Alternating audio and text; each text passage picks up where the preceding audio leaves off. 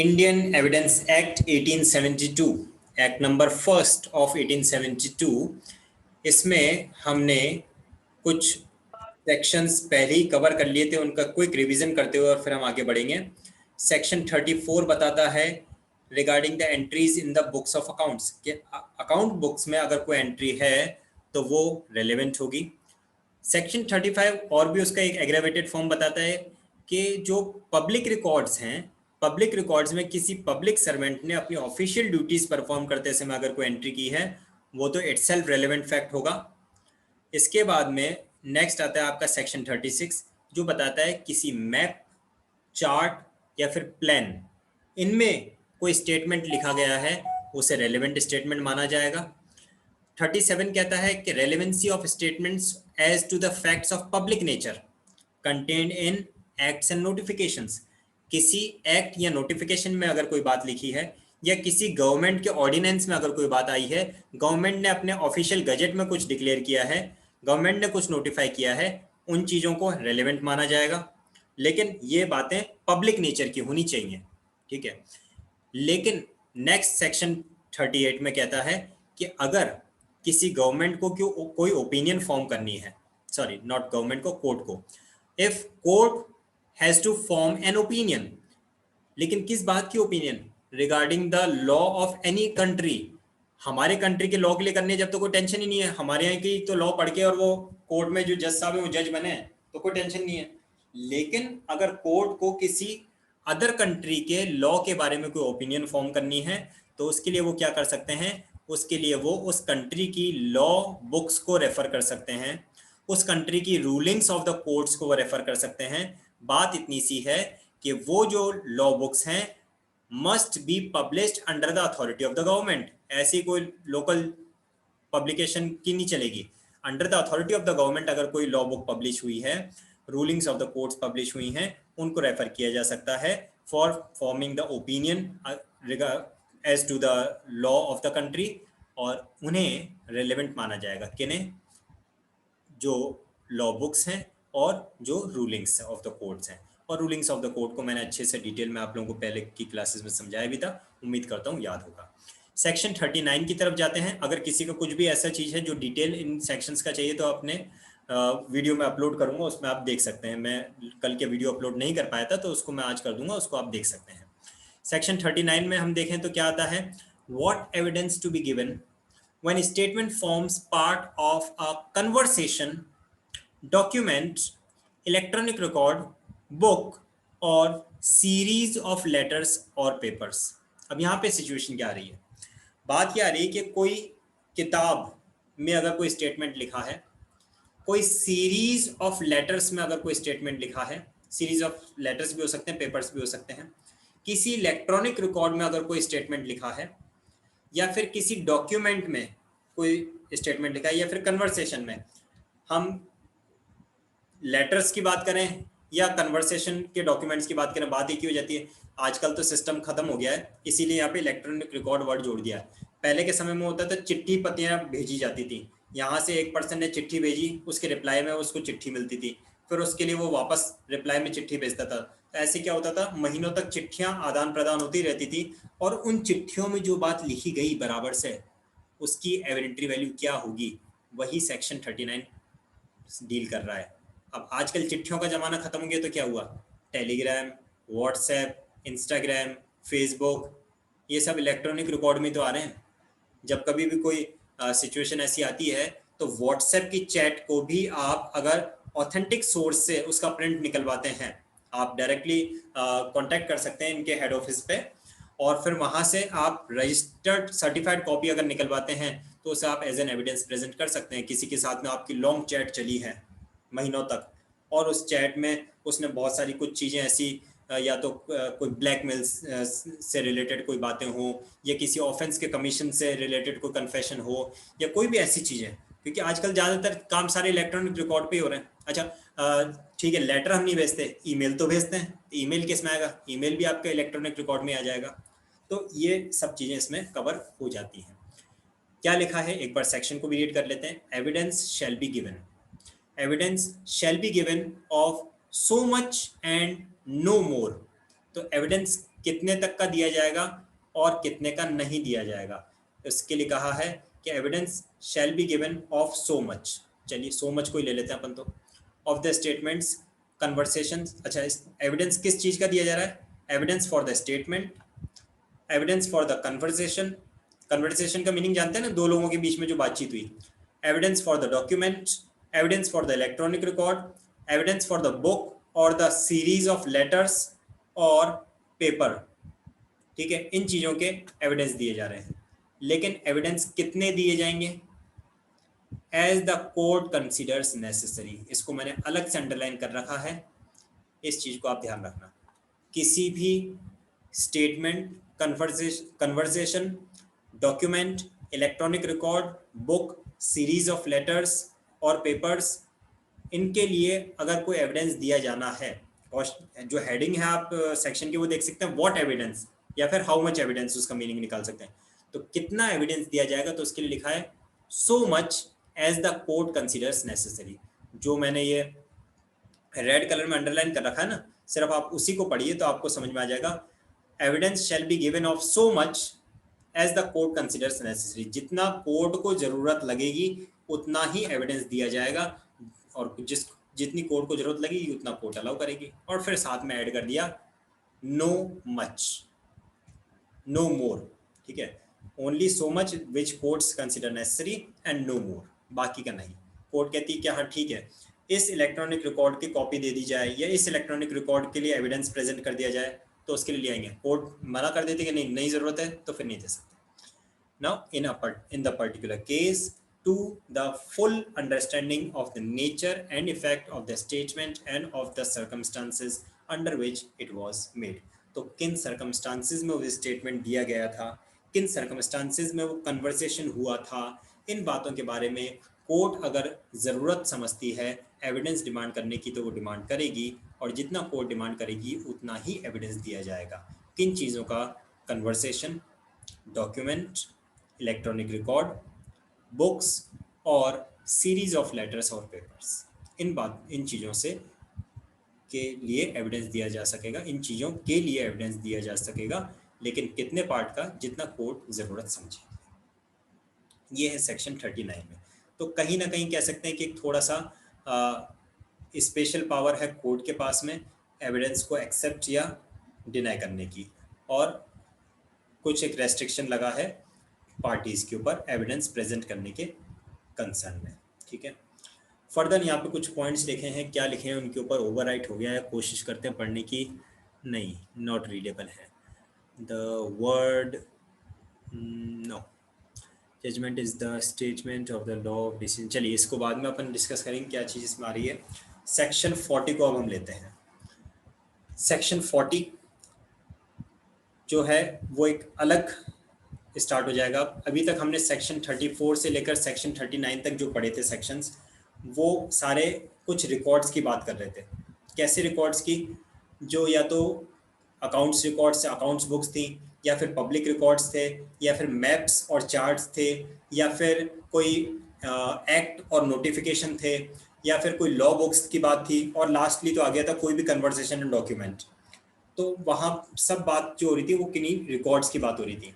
लेकिन सेक्शन 40 से अब थोड़ा सा ट्रैक डिफरेंट आ रहा है। अब यहाँ पे बात की जाएगी जजमेंट्स की। और जजमेंट क्या होता है? जजमेंट होता है the verdict of the court.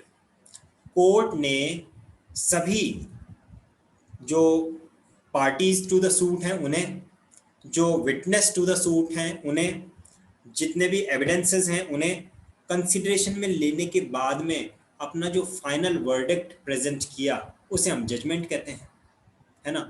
तो क्या कोर्ट के जजमेंट्स, इनकी भी कोई रेलेवेंसी है? इसके कंसर्न में डील करेगा section 40 and the further upcoming sections. शुरू करते हैं। सेक्शन 40 में क्या लिखा है? Previous judgment relevant. Previous judgment यानी कि पहले अगर कोई जजमेंट दिया जा चुका है किसी कंसर्न में among the same parties on the same cause of action, तो प्रीवियस जजमेंट रेलेवेंट, वो रेलेवेंट होगा to bar a second suit और ट्रायल। क्या आप दूसरा सूट कोर्ट में लेके जाते हो, दूसरा ट्रायल कोर्ट में लेके जाते हो तो उसको क्या कर देगा, रोक दिया जाएगा। क्या वर्ड लिखा है यहाँ पे, बार। बार का मतलब उसे रोक दिया जाएगा। प्रीवियस किस बेसिस पे, कि भाई इस जिस बात का सूट आप लेके आए हो, जो ट्रायल आप लेके आए हो, वो तो पहले प्रीवियस जजमेंट दिया जा चुका है उस बात का। लेकिन इसमें मिसकंसेप्ट मत करना, अपील के ऊपर बार नहीं लगा है। बार किस बात पे लगा है, bar on the fresh suit and the trial. Original suit and original trial की बात हो रही है। अपीलेट जुरिस्डिक्शन, अपीलेट अपील्स के ऊपर किसी तरह का कोई बार नहीं है, ठीक है। तो जो प्रीवियस जजमेंट है उसके बेसिस पे रोक दिया जाएगा। इस सेक्शन की हेडिंग को पढ़ने के बाद में आप लोगों ने, जिस किसी ने भी सीपीसी पढ़ रखा है, तो आपके माइंड में ये सेक्शन ऑटोमेटिकली स्ट्राइक कर गया होगा जो यहाँ पे लिखा हुआ है, that is section 11 of CPC, जो कहता है रेस जुडिकेटा के बारे में। रेस जुडिकेटा भी यही कहता है कि एक बार किसी कोर्ट में कुछ मैटर को फाइनली कॉन्क्लूसिवली डिसाइड कर दिया गया है। कॉन्क्लूसिवली वर्ड जरूरी है। जब किसी मैटर के ऊपर कॉन्क्लूसिव डिसीजन दिया जा चुका है, फाइनल जजमेंट आ चुका है, तो उसके बाद में fresh suit between the same parties on the same cause of action will be barred. This is stated under the doctrine of res judicata, section 11 of CPC, code of civil procedure 1908। तो आप लोगों ने, जिन्होंने CPC आप लोगों को ध्यान है, तो ये स्ट्राइक कर रहा होगा आपके माइंड में ऑलरेडी। पढ़ते हैं सेक्शन में आगे और क्या लिखा है। The existence of any judgment, order और डिक्री, तीनों चीज इसमें इंक्लूडेड है। कोई जजमेंट है कोर्ट का, कोई ऑर्डर है या कोई डिग्री। अब ऑर्डर और डिग्री में क्या डिफरेंस होते हैं वो हम सीपीसी जब पढ़ेंगे तो उसको डिटेल में समझेंगे। बहुत ही इंटरेस्टिंग वे में आपको बताया जाएगा। फिलहाल तो ये ध्यान रखना कि तीन टर्म्स आए हैं कि कोई जजमेंट, ऑर्डर या डिग्री अगर आपके पास में है, विच by law prevents any courts from taking cognizance of a suit और होल्डिंग अ ट्रायल, जो कि किसी कोर्ट को रोकती हैं। किस बात के लिए रोकती हैं, किसी नए सूट या फिर ट्रायल का कॉग्निजेंस लेने के लिए, किसी भी कोर्ट के विचारण में आने के लिए या उसको संज्ञान में लेने के लिए उनके ऊपर रेस्ट्रिक्शन लगा देती है। कौन रेस्ट्रिक्शन लगा रहा है, जजमेंट रेस्ट्रिक्शन लगा रहा है, ऑर्डर रेस्ट्रिक्शन लगा रहा है, डिग्री रेस्ट्रिक्शन लगा रही है। Is relevant fact. तो ऐसे ऑर्डर, जजमेंट और डिग्री को रेलेवेंट फैक्ट माना जाएगा। कौन सा ऑर्डर, डिग्री और जजमेंट को, जो किसी कोर्ट में सूट और ट्रायल के ऊपर बार लगा रहे हैं, उनके ऊपर रेस्ट्रिक्शन लगा रहे हैं। When the question is whether such court ought to take cognizance of such suit or to hold such trial. अब ये जो रेलेवेंसी है ये किस सिचुएशन में मानी गई है, जब ये प्रश्न हो कि क्या इस कोर्ट को इस केस को, इस ट्रायल को, इस सूट को एक्सेप्ट करना चाहिए या नहीं करना चाहिए, क्या इसकी सुनवाई की जानी चाहिए या नहीं की जानी चाहिए, क्या इसे संज्ञान में लिया जाना चाहिए या नहीं लिया जाना चाहिए। दोनों पार्टीज आई कि ये हम सूट फाइल करना चाहते हैं, तो क्या कोर्ट उसका कॉग्निजेंस ले या ना ले, ये क्वेश्चन अगर चल रहा है, तो ऐसे क्वेश्चन के आंसर के लिए previous judgment, previous order and previous degree which can put a bar, which can put a restriction over the cognizance of that suit and trial will be considered to be relevant. उसे पूरी तरह से सुसंगत तथ्य माना जाएगा। आगे बढ़ने से पहले मैं एक चीज आपको क्लियर कर देना चाहता हूं। दो तरह के जजमेंट होते हैं। एक होता है judgment in RAM, judgement in RAM. मैं लिख देता हूं, इसको आप नोट डाउन कर लेना।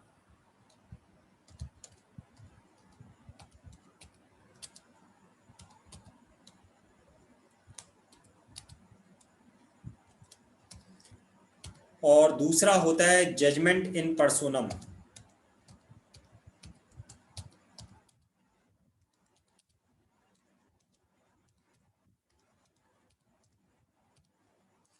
इन दोनों में क्या डिफरेंस होता है ये जानना भी आप लोगों के लिए जरूरी है। हालांकि एविडेंस एक्ट में ये कहीं लिखा हुआ नहीं मिलेगा, लेकिन एक इन सेक्शंस को, जजमेंट के सेक्शंस चल रहे हैं, इनको समझने के लिए इसे जानना जरूरी है। जजमेंट इन रैम का मतलब है एक ऐसा जजमेंट जो सर्वव्यापी है, जो हर किसी के ऊपर एप्लीकेबल है, हर व्यक्ति के ऊपर एप्लीकेबल है। उसके ऐसा नहीं कि सिर्फ एक पर्सन पे या किसी एक पर्टिकुलर क्लास ऑफ पीपल पे एप्लीकेबल हो। दुनिया में जितने भी व्यक्ति हैं उन सबके ऊपर अगर एप्लीकेबल है तो उसे हम कहेंगे जजमेंट इन रैम। लेकिन जजमेंट इन पर्सोनम, जजमेंट इन पर्सोनम क्या है? जो सिर्फ किसी एक पर्टिकुलर पर्सन के अगेंस्ट में अब एप्लीकेबल है या किसी एक पर्टिकुलर पर्सन के अगेंस्ट में ही जजमेंट दिया गया है। फॉर एग्जाम्पल, मैंने एक मिस्टर एक्स के ऊपर केस किया कि भाई ये मेरी संपत्ति है और ये इसके ऊपर कब्जा करके बैठे हुए हैं, ठीक है। या मेरे ऊपर किया, मेरे ऊपर किसी ने केस किया कि ये हमारी संपत्ति और ये मिस्टर एक्स उस पर कब्जा करके बैठे हुए हैं, कुणाल सर उसके ऊपर कब्जा करके बैठे हुए हैं। तो इसे चला कोर्ट केस में, कोर्ट में केस चला और चलने के बाद में फाइनली जजमेंट आया कि ये संपत्ति तो कुणाल सिंघल की ही है, तो आपके अगेंस्ट में डिग्री अगेंस्ट में दी जाती है जिस पर्सन ने केस किया था, ठीक है। अब ये जो जजमेंट है ये जजमेंट अगेंस्ट दैट पर्सन है, तो जजमेंट इन पर्सोनम उसे कहा जाएगा। जजमेंट इन रैम नहीं है, वो जजमेंट इन पर्सोनम है, क्योंकि मैंने उस पर्सन के अगेंस्ट में ये प्रूव कर दिया कि हाँ ये मेरी है, इस पर्सन की नहीं है। अब एक महीने बाद मिस्टर जेड आ गए, उन्होंने फिर केस कर दिया कि भाई ये जिस संपत्ति बैठे ये मेरी है। फिर से केस चला, फिर जजमेंट आ गया अगेन। अब ये जो जजमेंट आया है मिस्टर जेड के अगेंस्ट में आया है कि नहीं आपकी नहीं इनकी। तो ये होता है जजमेंट इन पर्सोनम, जो कि किसी एक पर्टिकुलर पर्सन के अगेंस्ट में ही होते हैं, सारे दुनिया पूरे वर्ल्ड के अगेंस्ट में नहीं होते हैं। दूसरा होता है judgment in RAM. Judgement in RAM, एक मिस्टर एक्स की डेथ हो गई, मिस्टर एक्स की डेथ हो गई तो उनकी जो विल थी उसे लेके उनका बेटा कोर्ट में गया और उसने कहा कि देखिए मेरे पिताजी की डेथ हो गई है, ये उनकी वसीयत है, इसे आप अपने कॉग्निजेंस में लीजिए, इसे आप कंसिडरेशन में लीजिए और ये जो प्रॉपर्टी है इसे मेरे नाम कर दीजिए। उसे विल को देखा गया, सारे कागज को देखा गया, हाँ भाई विल में जितनी संपत्ति लिखी है वो उसके पिताजी की है, प्रॉपर को कागज सब कागजों को देख दाख के कोर्ट ने डिक्लेयर कर दिया that this property of mister X have been transferred to his son mister Y. ये हो गया जजमेंट इन रैम, क्योंकि वो संपत्ति उस वसीयत के द्वारा उस पर्सन के पास ट्रांसफर होकर आ रही है, तो ये जजमेंट इन रैम हो गया। क्योंकि जिस पर्सन की वो प्रॉपर्टी थी उसके अगेंस्ट कोई चार्ज नहीं था, तो उसके अगेंस्ट कोई चार्ज नहीं था तो वो प्रॉपर्टी उसके पास आ रही है तो उसके अगेंस्ट भी कोई चार्ज नहीं बचेगा, वो सबके लिए है। तो ये दो तरह के जजमेंट होते हैं, judgment in rem and judgment in personam. Rem जो सारी दुनिया के अगेंस्ट में है, पर्सोनम जो किसी पर्टिकुलर पर्सन के अगेंस्ट में है। आगे बढ़ते हैं, हम सेक्शन 41 को लेते हैं और बस टाइम हो रहा है, उसके बाद क्लास ओवर करेंगे। सेक्शन 41 के बाद में हम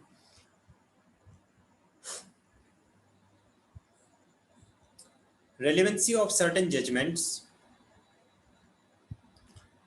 in probate etc, jurisdiction, kinds of judgment and all, वो मैंने खैर यहाँ पे आपको स्पेसिफाई कर रखा है, जो चीज़ मैंने अभी एक्सप्लेन किया। Judgment in rem and judgment in personam को, जजमेंट इन रैम को हम जनरल के अगेंस्ट भी कहते हैं कि भाई ये जो जजमेंट आएगा वो जनरल जजमेंट है, सभी के अगेंस्ट में है, ठीक है, ये बता रखा है। और जजमेंट इन पर्सोनम जो है वो आपका क्या है, स्पेसिफिक पर्सन के अगेंस्ट में होता है, किसी एक निर्धारित व्यक्ति के लिए ही होता है। तो क्या लिखा है फर्दर यहाँ पे, judgment affecting, judgment in rem को मैं पहले पढ़ देता हूँ। Judgment affecting the legal status of some subject matter, persons और things are called judgment in rem. तो जब किसी सब्जेक्ट मैटर के स्टेटस से रिलेटेड हो, legal status of the subject matter से रिलेटेड हो, लीगल स्टेटस ऑफ पर्सन से रिलेटेड हो, या लीगल स्टेटस ऑफ थिंग्स से रिलेटेड हो। अब लीगल स्टेटस क्या होता है, लीगल स्टेटस का मतलब है क्या ये पर्सन, क्या ये थिंग्स, क्या ये सब्जेक्ट मैटर लीगल है, इलीगल है, क्या ये प्रोसीजर ऑफ क्राइम तो नहीं है। तो ऐसे वाली जो मैटर्स होंगे, ऐसे चीज़ों को अफेक्ट करने वाले जो जजमेंट होंगे वो जजमेंट इन रैम होंगे। एक बार अगर कोर्ट ने डिक्लेयर कर दिया कि ये जो प्रॉपर्टी है ये प्रोसीड्स ऑफ क्राइम है, तो बस वो हो गया डिक्लेयर कि प्रोसीड्स ऑफ क्राइम है। या तो फिर क्योंकि उस पार्टी को प्रॉपर चांस दे के सुन के ही तो डिक्लेयर किया है, और या फिर उन्होंने डिक्लेयर कर दिया कि नहीं this is not a proceeds of crime, तो वो भी जजमेंट इन रैम हो गया सभी के अगेंस्ट में कि भी इनकी प्रॉपर्टी नहीं की। अब यहाँ पे कुछ एग्जाम्पल दे रखे हैं आपको जजमेंट इन रैम के। जजमेंट ऑफ डिवोर्स, सही बात है, एक हस्बैंड वाइफ का अगर डिवोर्स हो जाता है तो क्या वो सिर्फ एक दूसरे के अगेंस्ट में ही है या पूरे दुनिया के सामने है कि हाँ ये दोनों डिवोर्स हो चुके हैं, तो हर पर्सन को पता है, वो जजमेंट हर पर्सन के लिए एप्लीकेबल होगा कि इन दोनों के बीच में डिवोर्स हो चुका है। ग्रांट ऑफ प्रोबेट और एडमिनिस्ट्रेशन, तो ये एग्जाम्पल है आपके जजमेंट इन रैम के। फिर आता है judgment in personam, it determines the rights of the parties, rights of the parties in the subject matter in dispute. अब कोई प्रॉपर्टी या कोई थिंग जो डिस्प्यूट में है, प्रॉपर्टी में मूवेबल इमूवेबल दोनों ही आ जाते हैं, कोई प्रॉपर्टी जो डिस्प्यूट में है उस प्रॉपर्टी पे किसका राइट है, क्या मेरा राइट है या सामने वाली पार्टी का राइट है, ऐसा वाली जो केसेस हैं, ऐसे में जो जजमेंट आता है उसे हम कहते हैं judgment in personam, that is personal judgment और the specific. Judgment in dispute arising of contract, अब कोई कॉन्ट्रैक्ट किया था कि भाई आप मुझे गुड्स डिलीवर करेंगे मैं आपको इसका पैसा दूंगा, ऐसा कॉन्ट्रैक्ट था और ब्रीच हो गया या इस बात का कोई डिस्प्यूट है उस पर कोई जजमेंट आया, तो दोनों पार्टीज के ऊपर एप्लीकेबल है, वो सारी दुनिया पे एप्लीकेबल नहीं होता रहेगा। एक्सप्लेनेशन ऑफ सेक्शन 41 की अगर हम बात करें तो सेक्शन 41 बताता है द जजमेंट इन रैम के बारे में, यानी ऐसे जजमेंट्स जो सभी पार्टीज पे यानी कि सभी लोगों पे जनरल नेचर में एप्लीकेबल होते हैं, ऐसे जजमेंट के बारे में सेक्शन 41 बात करता है कि ऐसे जजमेंट्स की क्या रेलेवेंसी होगी। यहाँ पे कुछ टर्म्स यूज किए गए हैं इस सेक्शन में, सेक्शन 41 में, जो कि हैं सबसे पहला प्रोबेट, दूसरा है मैट्रिमोनियल, तीसरा है एडमिरलिटी, देन है इंसॉल्वेंसी। तो ये क्या थोड़ा बड़ा सेक्शन है तो इसको हमें डिटेल में डिस्कस किया जाना चाहिए, तो मेरा ख्याल है इसे हम कल ही कंटिन्यू करेंगे सेक्शन 41 को, और किसी भी तरह की कोई क्वेरीज वगैरह होंगी तो उन्हें भी हम लेंगे कल, है ना। सो बस आज की क्लास को हम यहीं पे होल्ड कर रहे हैं।